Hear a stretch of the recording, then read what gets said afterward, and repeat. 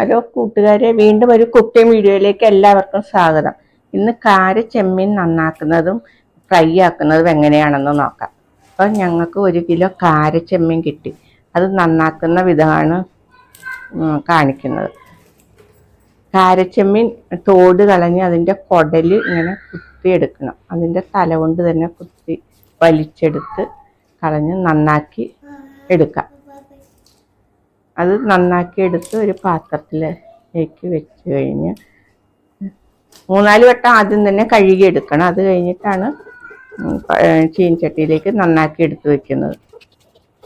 നന്നാക്കി എടുത്ത് ചെമ്മീൻ ഉപ്പും ലേശം വെള്ളം ഒഴിച്ച് കുറച്ച് മുളക് പൊടി മഞ്ഞൾപ്പൊടി ഇട്ട് അടുപ്പത്ത് വെച്ച് വേവിക്കണം.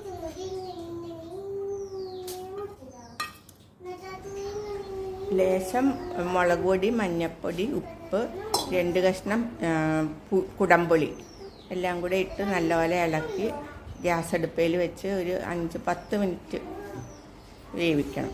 നല്ലപോലെ വെന്ത് കിട്ടും. വലിയ ചെമ്മീനായതുകൊണ്ട് ഇങ്ങനെ വേവിച്ചെടുക്കണം. പൊടിച്ചെമ്മീനാണെങ്കിൽ വേവിക്കണമെന്നില്ല, നേരെ ഫ്രൈ ആക്കി എടുക്കാം.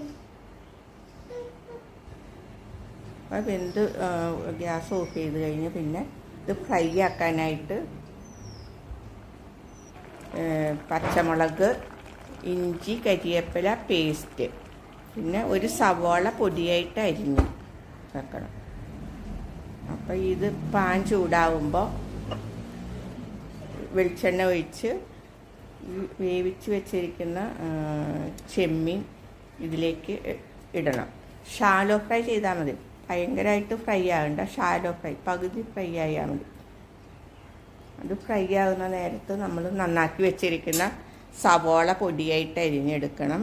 പച്ചമുളക്, ഇഞ്ചി, കരിവേപ്പില, വെളുത്തുള്ളി പേസ്റ്റാക്കി മിക്സിയിൽ അടിച്ചെടുത്താൽ മതി. അരിഞ്ഞു എടുക്കാം. ഞാൻ ഇപ്പോൾ മിക്സിയിൽ പേസ്റ്റായിട്ടാണ് എടുത്തത്. ഈ ചെമ്മീൻ നോൺ സ്റ്റിക്ക് പാനിലിട്ട് ഇത് വറുത്ത് ഷാലോ ഫ്രൈ ചെയ്തത് ഒരു അരിപ്പത്തവിയിൽ കോരി എടുത്ത് മാറ്റി വെക്കാം. ആ നോൺ സ്റ്റിക്ക് പാനിൽ തന്നെ കുറച്ച് വെളിച്ചെണ്ണയും കൂടി ഒഴിക്കാം. സവോള മൊരിക്കാനായിട്ട് കുറച്ച് വെളിച്ചെണ്ണയും കൂടി ഒഴിച്ച് പൊടിയായിട്ട് അരിഞ്ഞിട്ട് സവോള എണ്ണയിലിട്ട് നല്ലപോലെ മൊരിക്കണം. സവോള ഒരു പകുതി മുരിഞ്ഞ് വരുമ്പോഴത്തേക്കും നമ്മൾ പേസ്റ്റാക്കി വെച്ചിരിക്കുന്ന കരിവേപ്പില, ഇഞ്ചി, പച്ചമുളക്, വെളുത്തുള്ളി പേസ്റ്റ് അതിലേക്ക് ചേർക്കാം.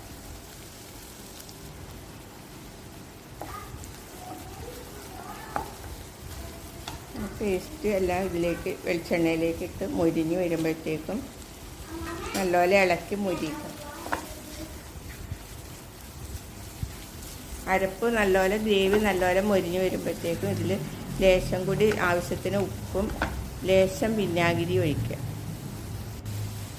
പിന്നെ മുളക് പൊടി 1 സ്പൂൺ, മഞ്ഞൾപ്പൊടി, കുരുമുളക് പൊടി ലേശം ആവശ്യത്തിന് എല്ലാം കൂടി ഇട്ട് ഒന്നുകൂടെ നല്ലപോലെ മൊരിഞ്ഞ് വരുമ്പോഴത്തേക്കും ഇതിലേക്ക് നമ്മൾ ആദ്യം വേവിച്ച് വെച്ച ചെമ്മീൻ്റെ ഗ്രേവി ഉണ്ട്. ചെമ്മീൻ മാത്രമേ ഫ്രൈ ആക്കിയുള്ളൂ, അതിൻ്റെ ഗ്രേവി ഉണ്ട്. ആ ഗ്രേവി ഇതിലേക്ക് ഇടാം.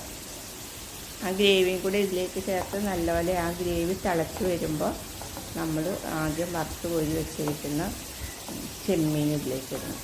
ചെമ്മീനും കൂടെ ഇട്ട് നല്ലപോലെ മിക്സാക്കി എടുത്താൽ നമ്മുടെ ചെമ്മീൻ ഫ്രൈ റെഡിയായി. ഇത് കൂട്ടി നമുക്ക് ചോറിനും ചപ്പാത്തിക്കും എല്ലാത്തിനും നല്ലതാണ്. കുട്ടികൾക്കൊക്കെ നല്ല ഇഷ്ടപ്പെടും. എല്ലാവരും ഉണ്ടാക്കി നോക്കണം. Okay, thank you.